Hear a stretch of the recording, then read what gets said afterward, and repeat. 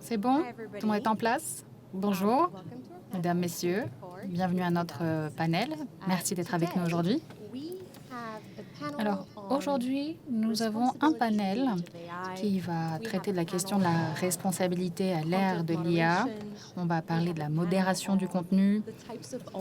On va parler également des risques en ligne, des risques auxquels nous sommes confrontés au quotidien.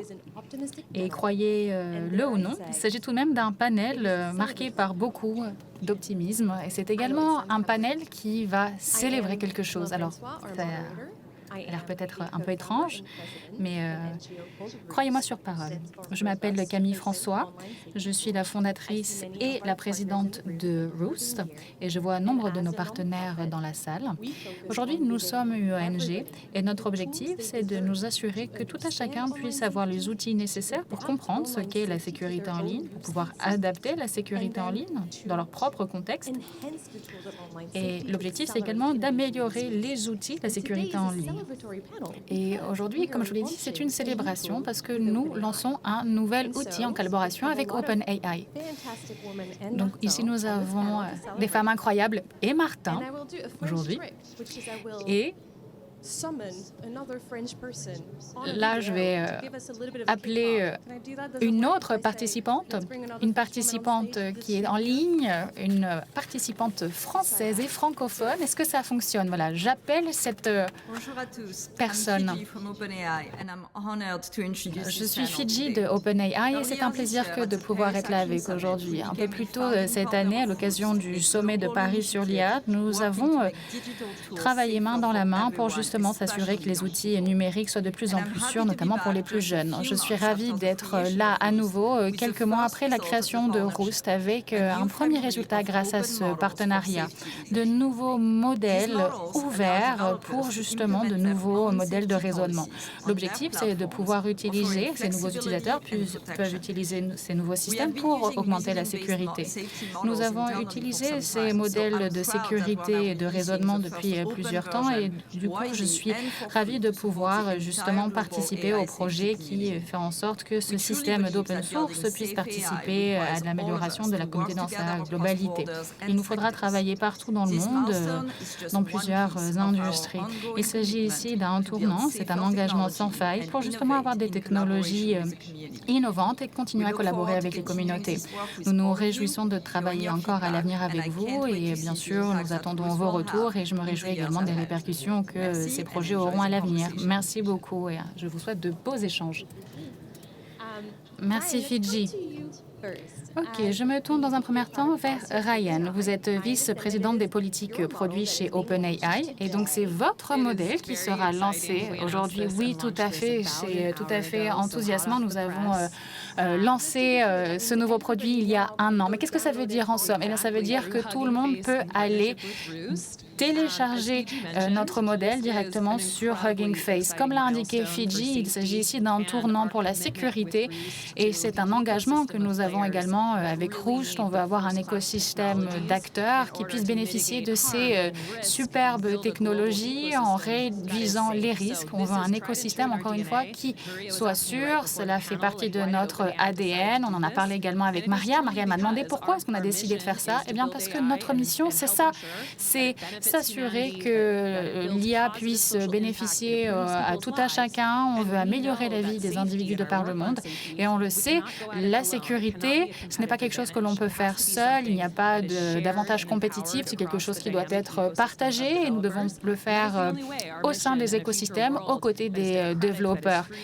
Dans un monde à venir où l'IA améliore la vie des citoyens au quotidien, c'est quelque chose qu'on appelle de nos voeux et qui est entièrement possible. Et comme l'a dit Fidji, ce nouveau modèle est un modèle open source qui vous permet d'utiliser n'importe quelle politique, n'importe quel modèle et utiliser le langage naturel pour justement anticiper les éventuels risques et les différents risques. Et le modèle va pouvoir déployer des modèles de raisonnement pour savoir comment votre politique va être déployée et c'est très transparent. Nous avons des équipes dédiées chez OpenAI, des équipes sécurité qui arrivent à calibrer et à personnaliser ces modèles pour s'assurer qu'on ait une véritable précision avec un langage en temps réel. Notamment lorsqu'on fait des recherches, je ne sais pas, mauvaise utilisation de l'IA pour le développement d'armes biochimiques. C'est vrai que ça demande beaucoup d'itérations et ça nécessite des systèmes très avancés, notamment pour identifier des instances vraiment très précises de mauvaise utilisation. Et cet outil a été incroyable. C'est vraiment un outil de premier plan, notamment pour la capacité de raisonnement de l'IA, notamment pour la sécurité. C'est ce que nous utilisons, nous, au quotidien dans notre travail. Et ceci a eu un impact vraiment incroyable en matière de sécurité, d'intégrité, de sécurité des modèles. Et c'est quelque chose qu'on a essayé, c'est concret. Nous l'avons utilisé, nous, chez nous, à la maison. Et grâce à Roost, on va pouvoir opérationnaliser ce nouveau système. Les développeurs peuvent maintenant utiliser ce nouveau système. Et c'est vraiment un tournant pour nous qui nous rend très fiers. Et l'objectif ici, c'est d'avoir une communauté de développeurs qui ait les bons outils, justement avoir un travail génératif qui soit accompagné par ces outils. Et puis, il s'agit ici d'une collaboration vraiment cruciale avec Roost. C'est fondamental. En février, on a participé au lancement de Roost. J'étais, encore une fois, ici il y a un an à l'occasion de l'autre édition du Forum de Paris pour la paix. Et aujourd'hui, on crée une communauté avec Roost, avec des hackathons, des communautés dédiées, des sessions de formation. Et c'est nécessaire, notamment dans la réalisation de cette vision qu'on appelle de nos vœux. J'aime beaucoup ces concepts de progrès sur la modération. Voilà, on travaille moins avec les mots, on se concentre davantage sur le code. Et c'est-à-dire que les points aujourd'hui sont sur Hugging Face. C'est la licence Apache 2 ici. Donc, c'est vraiment une solution win-win, gagnant-gagnant pour vous. Aujourd'hui, tout le monde peut les utiliser. C'est vraiment important parce que ça, ce sont vos modèles que vous utilisez. Donc, si vous voulez vraiment comprendre les modèles utilisés par OpenAI pour ChatGPT, Sora, voilà, tous ces autres modèles, vous pouvez les télécharger, vous pouvez les avoir sur votre ordinateur, vous pouvez les étudier. Mais voilà, vous pouvez les utiliser, les opérationnaliser et vous pouvez également les modifier. Vous pouvez vraiment, je ne sais pas, aller par exemple participer au hackathon qui sera organisé par Roost et par Hugging Face et OpenAI par exemple, et avec Martin, Maria, Evjada. On va toutes et tous parler des différentes organisations qui auraient tout intérêt à modifier ces modèles et à les utiliser pour leurs propres fins. Jada, vous travaillez chez Hugging Face et vous avez beaucoup parlé de cette nouvelle ère de la sécurité. Et voilà, on a des individus qui veulent modifier ces différents modèles. Quid de la modération? Comment est-ce que GPT-OSS Safeguard va permettre aux développeurs partout dans le monde, justement, de travailler la modération et la modification de ces modèles? C'est quelque chose sur lequel nous nous sommes toujours concentrés, notamment la question de la liberté et la sécurité. En effet, ce sont des tensions historiques que nous gardons toujours à l'esprit et ce sont des considérations philosophiques. Donc, plus nous utilisons ces outils, plus nous comprenons davantage ce qui se passe sur le terrain, notamment lorsqu'on a des cas de modération de contenu, notamment liés à nos actions, notamment lorsqu'on ne comprend pas vraiment ce qui se passe. Ça peut être très frustrant parce que les utilisateurs ne savent pas ce qu'ils ont fait de mal. Parfois, c'est très évident, parfois, ce n'est pas forcément. Donc, les organisations de base, les coalitions telles que Roost, etc., travaillent à cet effort. Nous, on est ravis de participer à cet effort de guerre, participer au hackathon. Et je pense qu'il est important également de traiter les utilisateurs comme les utilisateurs actifs. Non seulement ils utilisent et consomment cet outil, mais ce sont de vrais acteurs. Vous n'avez pas une approche condescendante, où on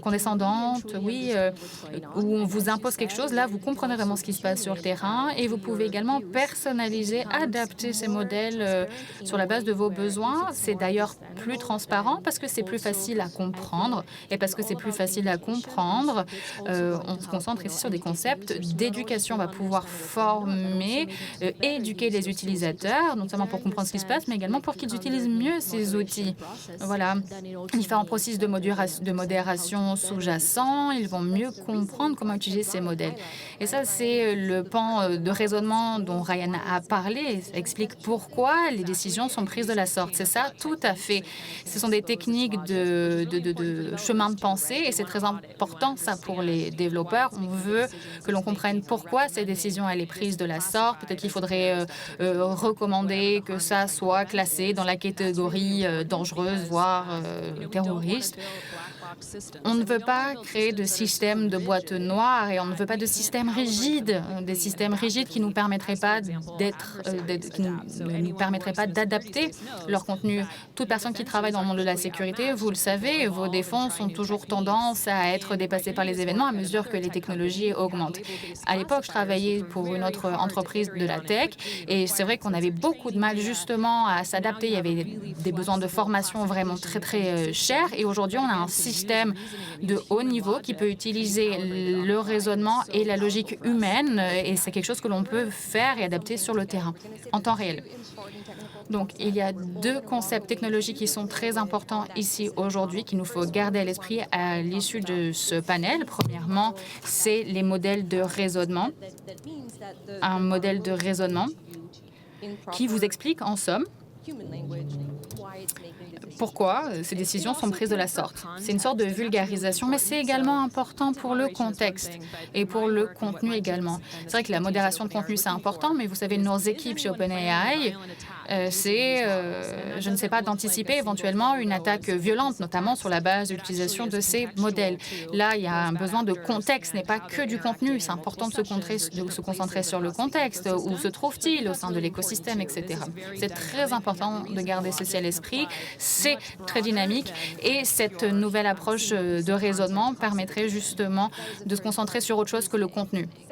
Donc ça, c'était le raisonnement. Okay. Deuxième point, BYOP. Alors attendez, ça veut dire ramener votre propre policier. Et Giada, je pense que vous pouvez nous expliquer pourquoi est-ce que c'est important ce BYOP, amener votre propre politique. Comme vous le disiez, Ryan, d'ailleurs, un modèle a été formé avec une politique en particulier. Par exemple, c'est ça la définition du discours de haine avec un jeu de données bien spécifique. Ça, c'est les données dont j'ai besoin. Et c'est les données que j'ai sur le discours de haine, etc. Mais là, ce n'est pas le cas avec ce nouveau modèle. Pourquoi? Eh bien, chaque organisation peut utiliser sa propre politique. Giada, est-ce que vous pouvez nous en dire un peu plus sur l'importance de ce changement? Et ensuite, on se tournera vers Martin et Maria, notamment pour qu'ils reviennent sur des cas d'usage. Qui va utiliser ces modèles? Et puis, Martin, on vous demandera également de revenir de manière générale sur le contexte. C'est quoi le concept de bien commun, d'espace commun? Comment on peut s'assurer que l'IA bénéficie à tout à chacun? Alors, rapidement, vous en avez parlé il y a quelques instants, le pluralisme, ça doit être sur toutes les lèvres. Ça peut être peut-être trivial ou évident pour tout à chacun, parce que c'est vrai que, bon, il n'y a pas forcément un exemple parfait, mais vous savez, lorsqu'on a des politiques concernant la modération de contenu, etc., qui ont l'air évidentes et universelles, mais en somme, sur le terrain, ce n'est pas le cas. Vous savez, c'est difficile d'avoir une solution qui fonctionne pour tous les cas de figure. Et c'est la raison pour laquelle il est important d'avoir justement des cas d'usage. Il faut pouvoir s'adapter à ces cas d'usage, mais il faut également s'adapter à des différences culturelles. Il faut s'adapter à la compréhension, au langage. Et c'est important justement d'avoir une approche nuancée. Et je pense que l'on va dans le bon sens ici. Comme on le disait il y a quelques instants, ça nous permet non seulement de comprendre, mais également de nous adapter. Et je pense que l'adaptation dans ce cas précis, c'est quelque chose qui va pouvoir autonomiser davantage la communauté. Parce que, encore une fois, c'est un acteur, un levier de changement important. Oui, c'est important d'étudier, de modifier, d'utiliser, de distribuer. Et là, on a parlé du droit de modifier. Maria, je reviens vers vous. Je vois que vous prenez des notes. Maria n'a pas besoin de la présenter, bien sûr, lauréate du prix Nobel de la paix. Et on connaît son travail, elle est courageuse, elle défend la démocratie. Et par contre, il y a peut-être quelque chose que vous ne connaissez pas concernant Maria. Maria, c'est une véritable geek. Et d'ailleurs, elle construit des infrastructures basées sur l'IA pour les salles de rédaction. Maria, s'il vous plaît, revenez sur cette infrastructure open source pour Rappler et revenez également sur les autres personnes qui s'intéressent énormément à votre travail. Dans un premier temps, je voudrais dire que ce panel est vraiment précieux. Ça montre bien qu'on est tous intéressés par ces questions qui nous interpellent toutes et tous. C'est vrai qu'on a beaucoup parlé de la Big Tech, on a beaucoup parlé de l'approche presque de prédateurs de la Big Tech. Mais aujourd'hui, on n'a pas le choix. On ne peut rien faire d'autre que de construire. D'ailleurs, moi, j'ai beaucoup échangé avec Camille dans le cadre d'autres programmes, notamment à l'Université de Columbia. Et Camille, c'est quelqu'un qui joue un rôle et qui a joué un rôle crucial dans ces questions. Elle a accompagné toutes les parties prenantes pour assurer leur sécurité. Et je pense qu'aujourd'hui, grâce à Roost et grâce au travail de Camille, on peut vraiment aller dans le bon sens et continuer sur cet élan. Il y a quelques années, nous avons commencé à construire vraiment ce contexte de construire. Et voilà, on a Hugging Face, on a OpenAI et Roost également ont réussi à lancer une plateforme sur le protocole dit Matrix. Vous m'avez déjà entendu parler de ça. C'est vrai que l'avenir des médias, c'est toujours très instable. Vous savez, un média peut bien péricliter en l'espace d'un an. Et moi, il y a 3 ans, j'en avais marre de me tourner vers la Big Tech en leur demandant de se concentrer 100% sur les faits pour que l'on puisse avoir une réalité partagée. Et c'est ce que m'a dit Camille. Non, ne t'inquiète pas, on peut le faire, on peut travailler ensemble. Et donc, on a créé l'application Matrix pour les salles de rédaction. Et aujourd'hui, il y a des dizaines de salles de rédaction aux Philippines qui utilisent ce nouveau protocole. Mais c'est quoi ce protocole? Eh bien, ça rejoint ce que disait Roost. On lance des outils de sécurité. Bien sûr, Ryan va vous en parler parce que ça coûte cher de déployer ces outils. Ça peut coûter jusqu'à des millions de dollars américains. Et ça, ce sont des choses qui ont été déployées pour Element, l'entreprise qui nous accompagnait dans le déploiement du protocole Matrix. Et d'ailleurs, le gouvernement français, le gouvernement allemand sont tous sur le protocole Matrix. Mais encore une fois, la modération de contenu, ça pèse lourd. C'est quelque chose qui est dur à faire. Et grâce à ce nouveau lancement, et puis j'adore, on a tellement de femmes là autour de Martin. Bon bref, ce qui a été lancé aujourd'hui, c'est vraiment un outil de poids pour faire face à la situation sur le terrain. Donc oui, on a le protocole Matrix qui montre bien que ça fonctionne. On le voit aux Philippines. On l'a lancé en décembre 2023 aux Philippines et ça fonctionne, mesdames, messieurs. Et d'ailleurs, on a organisé nos élections de mi-mandat sur ce protocole. Aujourd'hui, de telles voix ont besoin d'être encore plus entendues, notamment à des échelons beaucoup plus élevés au niveau de la Big Tech. Si on ne le fait pas, ceci a des répercussions sur les personnes dont les données ont été marchandisées. Et ça, je l'ai toujours dit, l'impunité, c'est ce que l'on trouve parfois, oui, au niveau de la Big Tech, mais ça ne suffit pas ici de vouloir tout détruire. Il faut plutôt construire ensemble et commencer ensemble. Je suis désolée, mesdames, messieurs, je suis peut-être un petit peu pessimiste, mais revenons sur ce que disait Camille. On parlait d'optimisme. Non, merci beaucoup.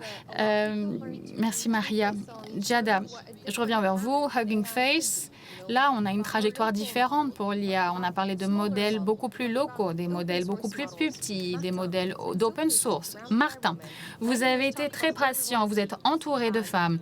On a parlé du monde qu'on appelle de nos voeux.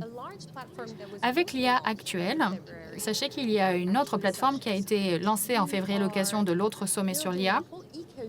C'est un nouvel écosystème. Vous avez travaillé à déployer un écosystème qui puisse bénéficier à l'intérêt commun.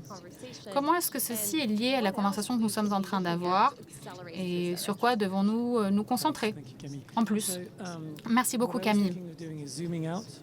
Alors, je voulais prendre un petit peu de recul, si vous me le permettez.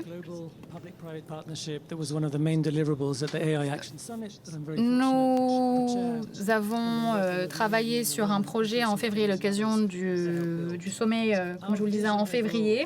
Et notre vision à l'époque, c'était d'avoir une IA qui soit pour tous et par tous. Donc ici, en amont du sommet et pendant le sommet, nous étions enthousiastes à l'idée de pouvoir échanger avec les représentants du programme Roost et de pouvoir travailler avec le programme Roost. Maintenant, c'est important de se concentrer sur la méthode. Dans un premier temps, avoir des différentes analyses, regarder la sécurité, regarder l'environnement, et ensuite demander aux ingénieurs, aux développeurs, quels sont les défis auxquels ils sont confrontés au quotidien. Et ensuite, sur la base de ça, on avance. C'est la première étape. Ça a l'air peut-être évident, mais ce n'est pas toujours de la sorte que nous procédons. Donc voilà, on commence par ça. C'est une approche empirique. Et ensuite, autre point très important, il faut essayer de comprendre quels sont les outils communs qui peuvent être utilisés en open source pour justement améliorer l'écosystème. Donc là, ce sont vraiment des étapes clés, des éléments constitutifs pour l'IA. Un IA qui œuvre en faveur de l'intérêt commun. Donc voilà, il y a beaucoup de travail qui a été abattu ici, un beau lancement aujourd'hui, donc c'est important pour la sécurité, mais ce sont des choses qui peuvent être également utilisées à d'autres fins, dans d'autres écosystèmes. Aujourd'hui, nous avons 3 programmes initiaux. Nous avons d'ailleurs un programme sur la diversité linguistique, et le travail que nous faisons aujourd'hui, c'est, bon, je ne vais pas trop en dire, mais c'est se concentrer justement sur ce que l'on vient de dire. La diversité linguistique, en tant qu'écosystème, qu'est-ce que c'est? Que sont les besoins, quels sont les écarts, quels sont les outils communs que nous pouvons déployer en open source pour que ce soit de véritables éléments constitutifs pour justement œuvrer au service de cette ouverture qu'on appelle de nos voeux dans le cadre de l'IA, encore une fois. Pour conclure, aujourd'hui, à l'ère de l'IA,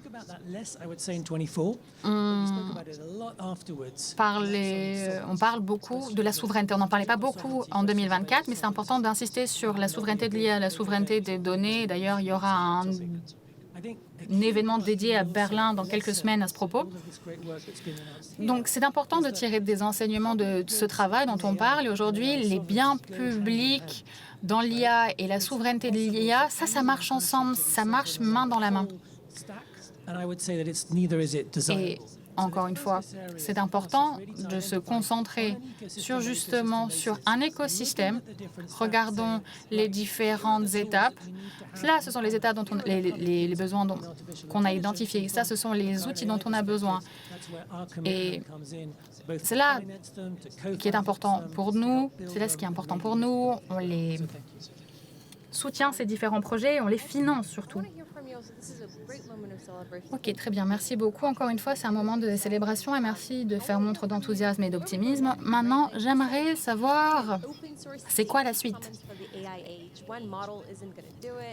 Voilà, on parle de construire un espace commun open source dédié à la sécurité en ligne à l'ère de l'IA. On ne va pas pouvoir y arriver avec un seul modèle.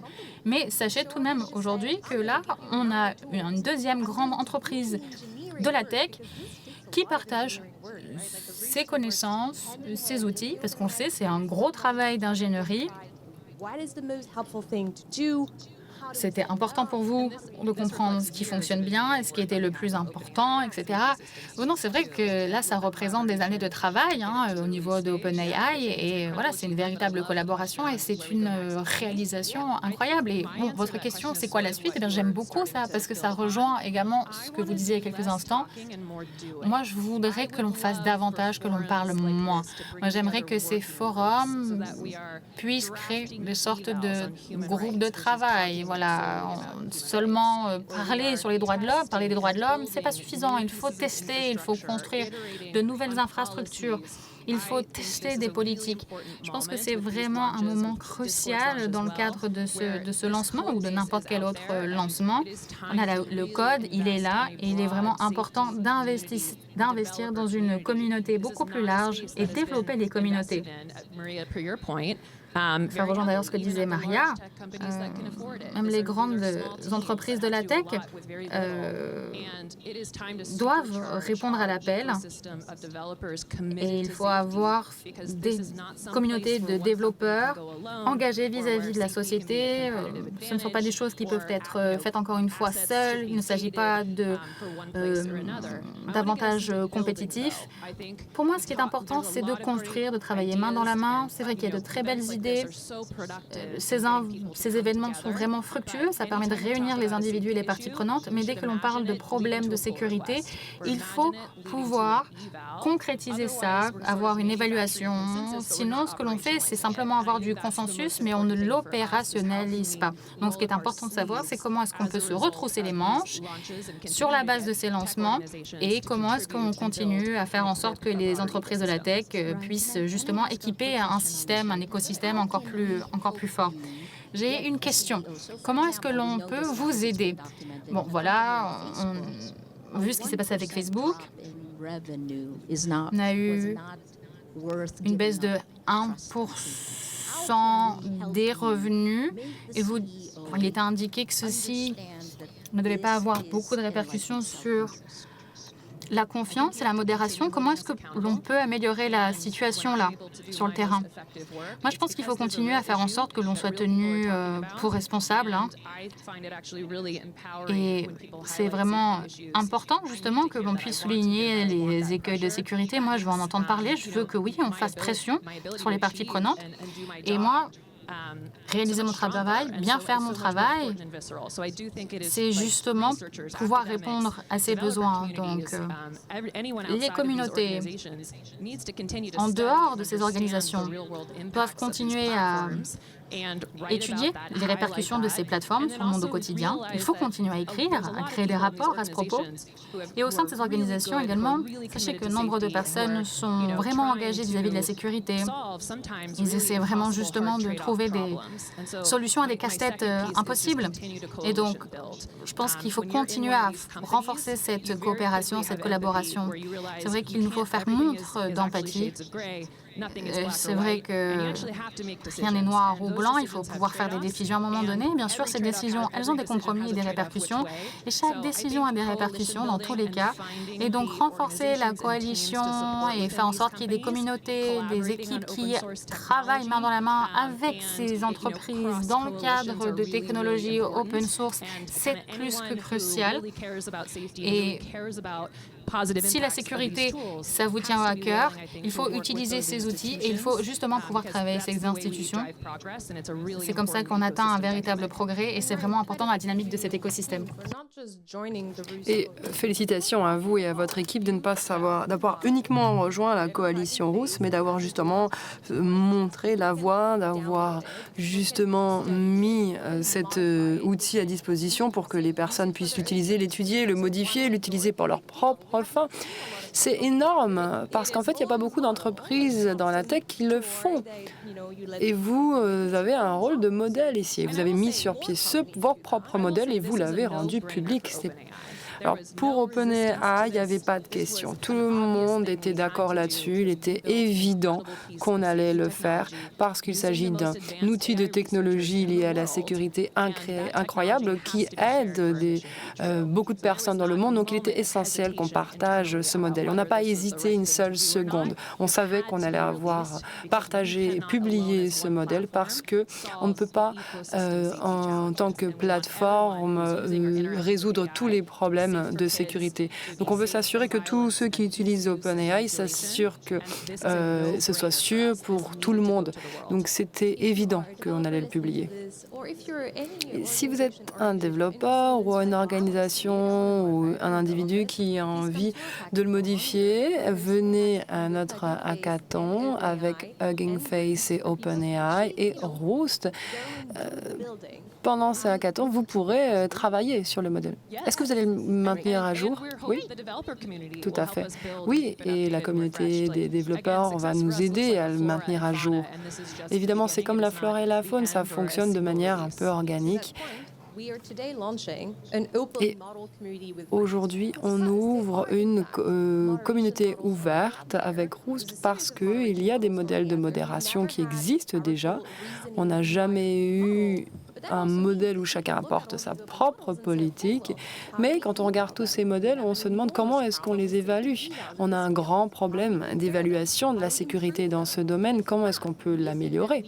Et pour ça, je pense que l'on peut justement améliorer la situation pour tout le monde en termes d'innovation et de sécurité en ayant cette communauté ouverte, cette communauté de Roost qui permettra justement d'améliorer déjà ce que nous avons dans cet espace lié à la sécurité. Je vous ai proposé de parler de l'avenir parce qu'on a déjà besoin de penser aux prochaines étapes. Martin.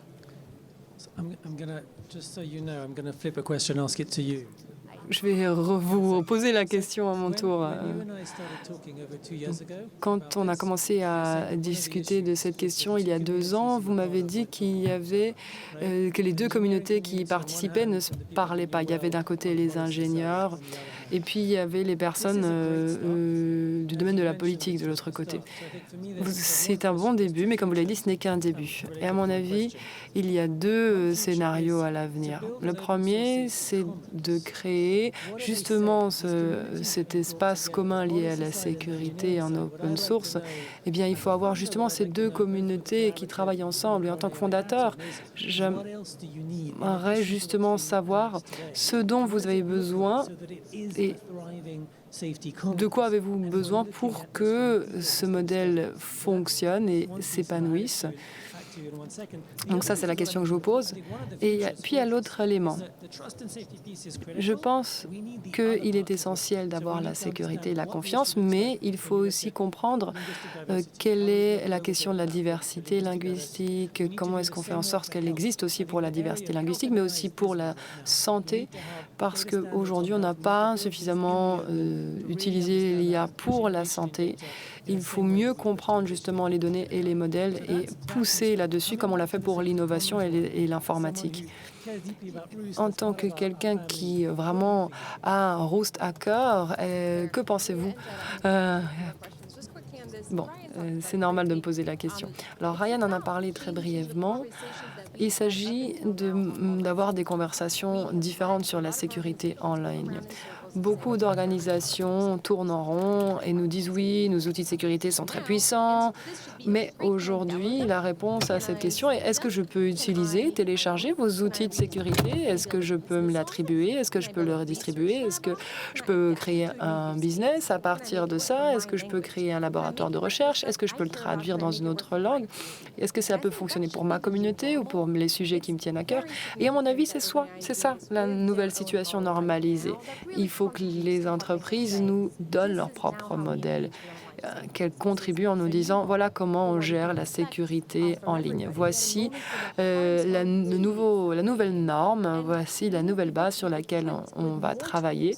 On a besoin d'avoir davantage d'outils et on doit s'approprier ces outils si on veut réussir à attraper les débits des nouvelles technologies, la rapidité avec laquelle elles se développent. Maria, de quoi avez-vous besoin pour cet outil? Pour commencer, félicitations à Roost, à OpenAI et à nous aussi. Qu'est-ce que va obtenir OpenAI grâce à cela? Parce que je veux inspirer les autres entreprises. D'abord, vous allez obtenir de la main-d'œuvre gratuite. Vos codes vont être testés et adaptés d'une toute autre façon. Mais moi, qu'est-ce que j'aimerais? Eh bien, ça fait longtemps que je demande des technologies d'intérêt public. Qu'est-ce que ça signifie? C'est un espace dans lequel tout va dans le monde virtuel, donc on devient acteur du monde virtuel, mais où tout nous appartient. On a parlé de la Déclaration universelle des droits humains. Je sais que Michel était là il y a quelque temps. Beaucoup de personnes ici se battent pour la défense des journalistes qui sont tués régulièrement en faisant leur travail. Donc, on a besoin de technologies délibérées, des technologies d'intérêt public. On a besoin de la capacité à travailler ensemble parce que trouver cet espace de coopération, ça prend beaucoup de temps et les gouvernements ne savent pas toujours ce qu'ils font. Bon, mais il faut apprendre. Et dernière chose, Et maintenant, j'aimerais parler de l'avenir des informations. Et en tant que journaliste, on sait que beaucoup de technologies ne sont pas ancrées dans les faits et ça a un impact sur notre société. 72% du monde aujourd'hui élit des dirigeants de manière démocratique. Mais les grandes entreprises des technologies prennent la même voie. Excusez-moi, je dois parler de beaucoup de choses parce qu'il y a tellement d'acteurs. Alors les organisations de médias, essayez de vous bouger, essayez d'agir parce que si on ne s'intéresse pas à ces nouvelles technologies, on va mourir. Alors maintenant, comment rebondir là-dessus? Maria, j'ai adoré que vous nous parliez du fait que les développeurs ne sont pas que des employés de Big Tech. Mais oui, en effet, les entreprises vont aussi tirer profit de ce type de modèle. D'ailleurs, Giada, dites-nous, à votre avis, que veulent les développeurs? Et vous, avec votre point de vue éthique, qu'est-ce que vous voulez? Alors évidemment, je suis d'accord avec tout ce qui a été dit et nous échangeons beaucoup avec les développeurs, mais je pense que la grande partie de la communauté est aussi constituée d'utilisateurs. Et à mon avis, ces initiatives, elles peuvent vraiment nous apprendre et apprendre aux aux utilisateurs, leur faire comprendre exactement ce qu'ils font et ce qu'ils utilisent et les transformer en acteurs conscients. Et évidemment, les entreprises de la Big Tech nous donnent les nouveaux outils et c'est une excellente chose. Mais, à mon avis, il est essentiel aussi d'inclure les acteurs de la société civile. Et c'est pourquoi ces initiatives et ces panels sont essentiels pour justement expliquer au public large de quoi il s'agit, pour qu'il n'ait pas l'impression qu'ils ne comprennent pas ce qu'est l'intelligence artificielle. Et c'est mon cas. Moi, j'ai travaillé dans les technologies. Ça fait depuis 2019 que je travaille dans les technologies, mais j'ai été formée à la philosophie et je pense que c'est essentiel de comprendre de quoi on parle, de qu'on comprenne le fonctionnement de ces nouveaux outils, ces nouveaux mécanismes. Alors, ce que j'aimerais voir à l'avenir, c'est une communauté constituée pas uniquement des développeurs et des grandes entreprises, mais une communauté qui inclut les personnes, les autres, ceux qui ne connaissent pas nécessairement ces nouvelles technologies. Et c'est ce qu'on fait chez Hugging Face. On essaye d'inclure tout le monde et que ce soit plus facilement compréhensible par tout le monde. Alors, je ne vous ai pas demandé de définir ce qu'est Hugging Face et comment vous remplissez cette mission pour donner à tout à chacun les moyens d'utiliser ces modèles. Oui, donc, expliquez-nous. Hugging Face, c'est une plateforme open source collaborative, et ce qui signifie que tout le monde, donc pas seulement les chercheurs, les développeurs ou les personnes qui travaillent dans les entreprises de la tech, peuvent utiliser un modèle de données, enfin des données ou un modèle, et puis créer une application, ce qu'on appelle les espaces et des démos. Et donc, notre objectif est de démocratiser l'accès à ces outils. Et puis, on a aussi une mission de formation, une mission pédagogique. Et on le fait grâce à Zonouti, à des documents, à des initiatives qui permettent d'avoir une communauté qui vraiment est constituée d'utilisateurs qui peuvent utiliser ces outils pour faire en sorte que l'IA soit plus utile et mieux compris. Et maintenant, vous pouvez même utiliser GPT-OSS Safeguard sur Hugging Face. Martin, rapidement, et merci, j'ai trouvé ça très intéressant. Sur les réseaux sociaux, on a un problème de transparence depuis plusieurs années et on a du mal à comprendre comment l'approche fonctionne, comment fonctionnent les algorithmes, on a du mal à comprendre notamment le rôle du journalisme d'investigation, etc. Et à mon avis, il faut miser notamment sur la responsabilité. On parle d'open source, mais il faut aussi parler des outils qui qui assure qu'il y ait davantage de responsabilités.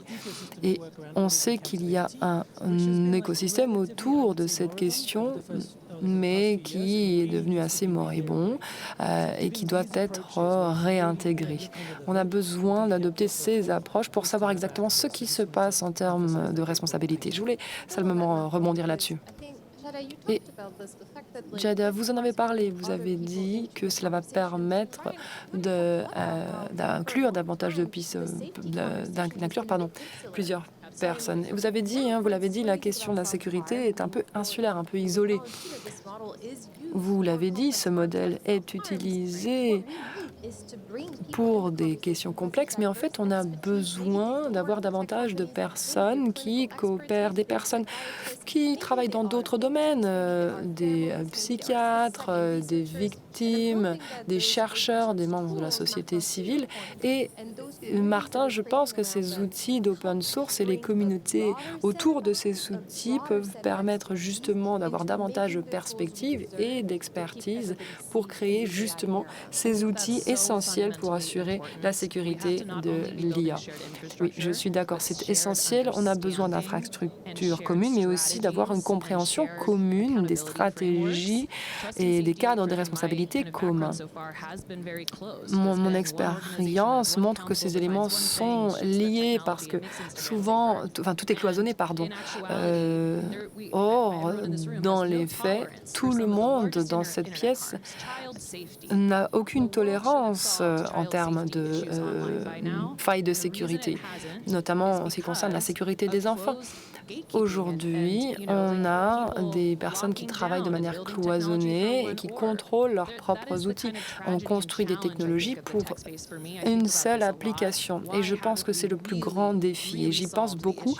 Et je trouve que nous n'avons pas réussi à lutter contre l'exploitation des enfants en ligne ou sur le partage d'images parce qu'on n'a pas réussi à agir ensemble de façon honnête, ouverte et authentique. Et on laisse les personnes travailler de manière cloisonnée, chacun dans son propre coin du monde. Et il faut arrêter de travailler comme ça, parce qu'il s'agit d'un écosystème interactif. On ne parle pas seulement d'une plateforme, on parle ici d'un écosystème multidisciplinaire où tout le monde, tous les acteurs se retrouvent. Il faut réussir à travailler ensemble pour assurer que cela fonctionne à l'avenir.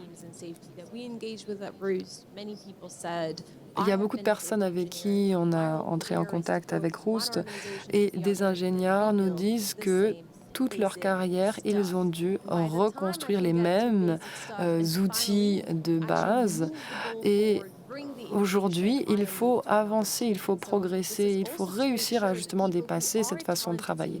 Ça nous permet d'assurer que les ingénieurs de sécurité les plus talentueux n'aient pas à réinventer la roue à chaque fois, mais qu'ils puissent partir de cet outil open source commun pour avancer et progresser et pour réussir enfin à résoudre les problèmes actuels. Vous avez parlé du fait que beaucoup contrôlent et protègent leurs propres outils et c'est un problème, c'est un obstacle.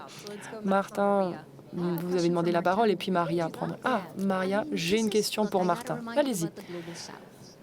Je vous ai parlé des pays du Sud parce que je viens du Sud et vous savez, si vous êtes marginalisé dans le vrai monde, vous allez davantage être marginalisé en ligne. Et donc la question est la suivante. Alors qu'en ligne, on sait qu'il y a dans beaucoup de pays, il n'y a pas assez d'argent et donc il n'y a pas vraiment d'investissement.